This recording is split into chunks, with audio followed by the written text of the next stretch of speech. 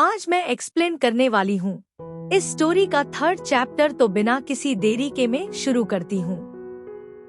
तो यहाँ हमें उस एम्पायर का सीन दिखाया जाता है।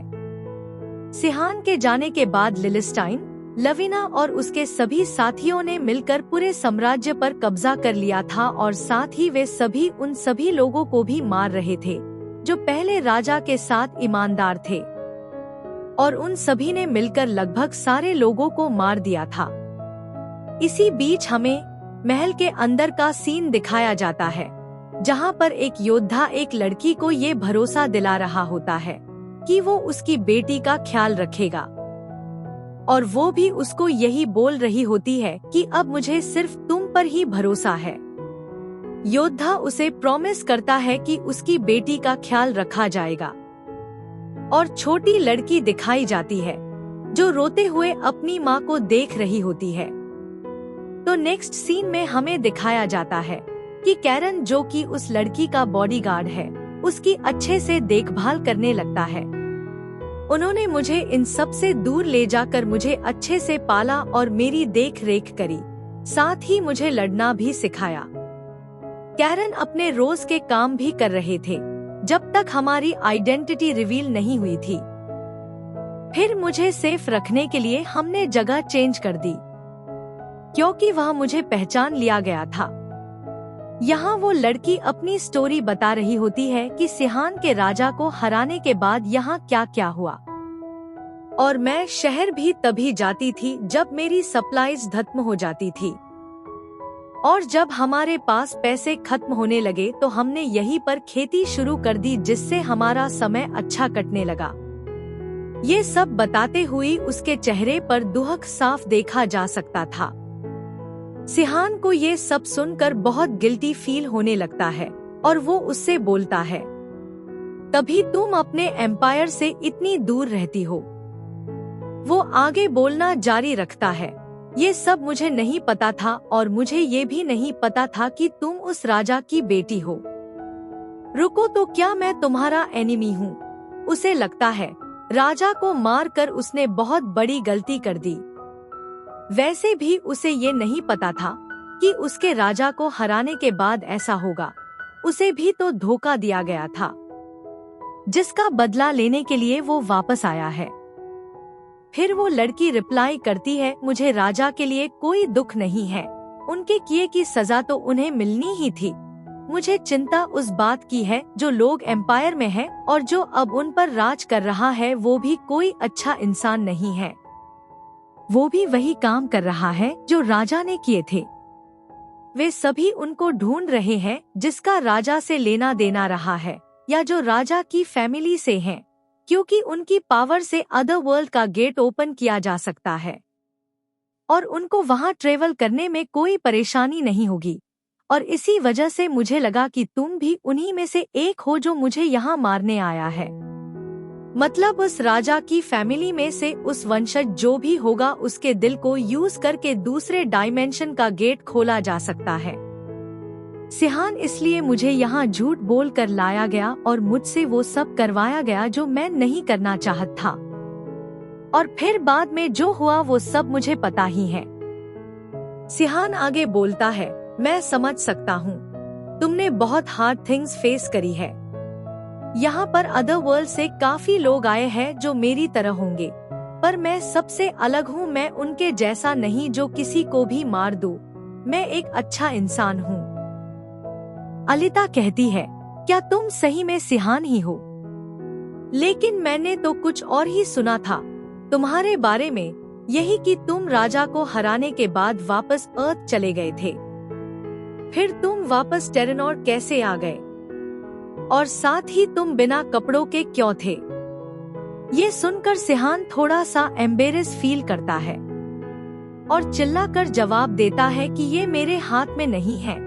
जब भी आप किसी दूसरे वर्ल्ड में ट्रेवल करते हैं तो सिर्फ लिविंग ऑर्गेनिज्म ही ट्रेवल कर पाते हैं, कोई दूसरी चीज नहीं कर पाती।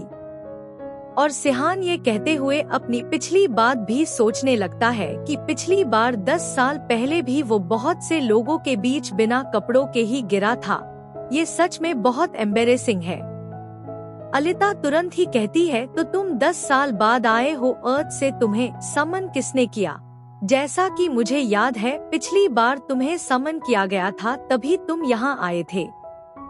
पहले मुझे ये बिल्कुल भी यकीन नहीं था कि कोई किसी तो समन भी कर सकता है और ये मैजिक एग्जिस्ट भी करता है। सिहान कहना शुरू करता है, अब के कंडीशन को देखते हुए अगर मैं कहूँ तो मैंने खुद को समन किया है, मतलब मैं खुद को यहाँ लाया हूँ। अलिता हैरान होते हुए कहती है कि क्या सही में तुमने खुद को समन किया, लेकिन ये कैसे हो सकता है? सिहान कहता है, तभी तो मुझे वापस आने में 10 साल लग गए, क्योंकि मैंने खुद को इस वर्ल्ड में समन किया है। अब मैं कैसे एक्सप्लेन करूं? अचानक से सिहान को कुछ फील होता है। इस वर्ल्ड में आने से उसे जो पावर्स मिली थी, उनकी वजह से उसकी सेंसेस बहुत अच्छी तरह से काम कर रही थी। अलिता कहती है, क्या हुआ? उसके चेहरे पे परेशानी के भाव आ जाते हैं।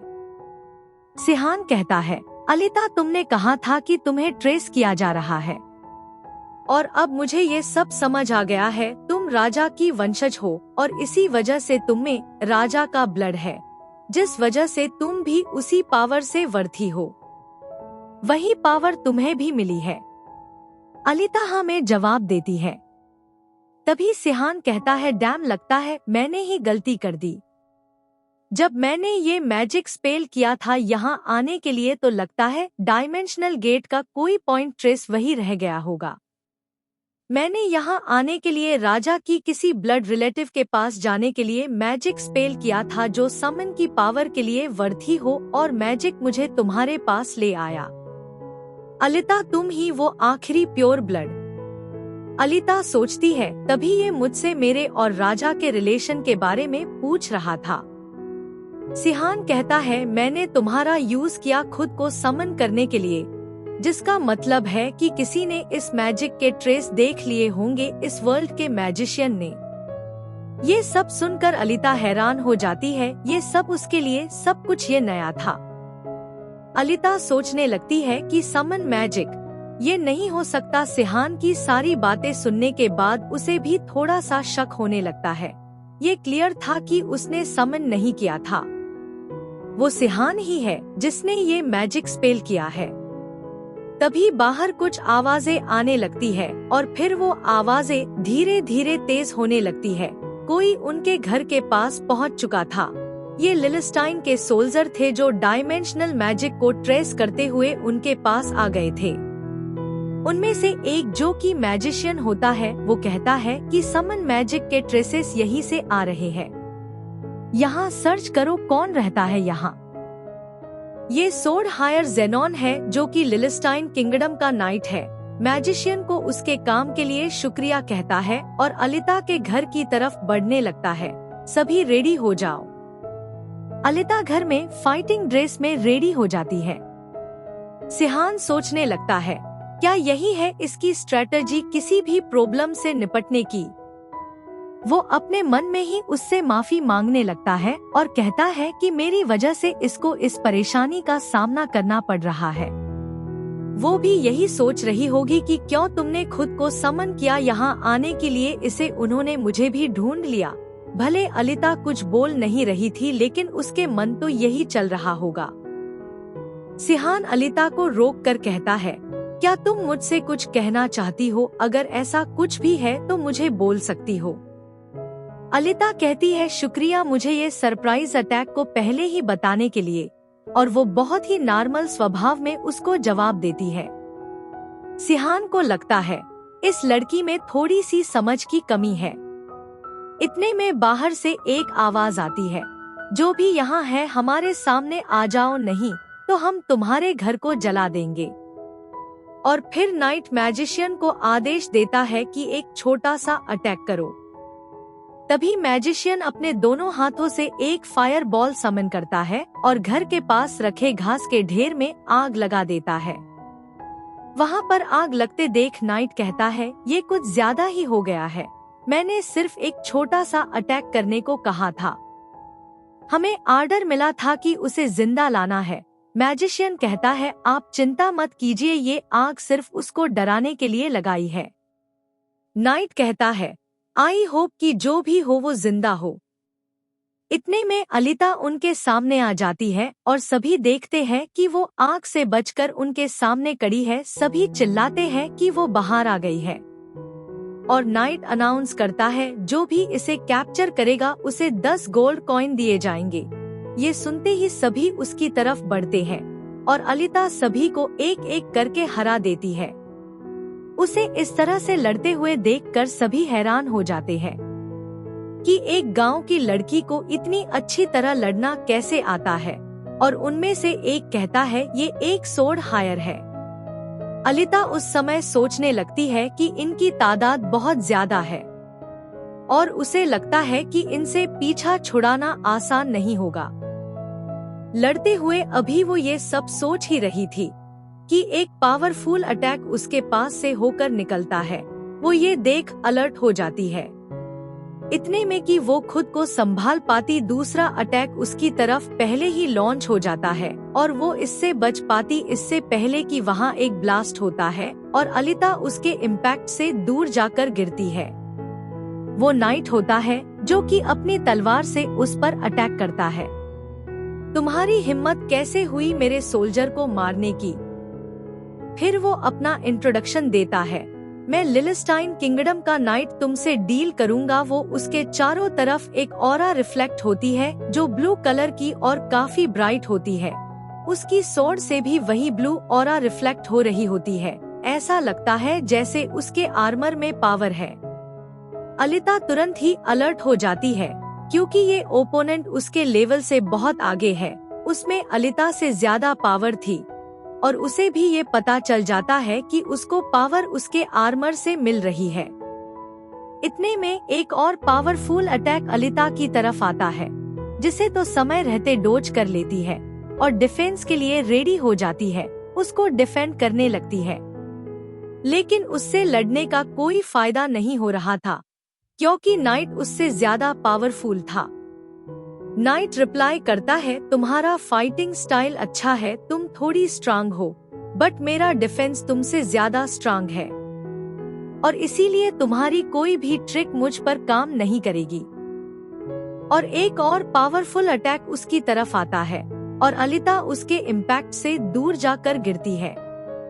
अभी भी लगता है उसे बहुत कुछ सीखना है। ये नादान लड़की मेरा क्या मुकाबला करेगी? और नाइट उसे अपने अगले मूव से नीचे गिरा देता है।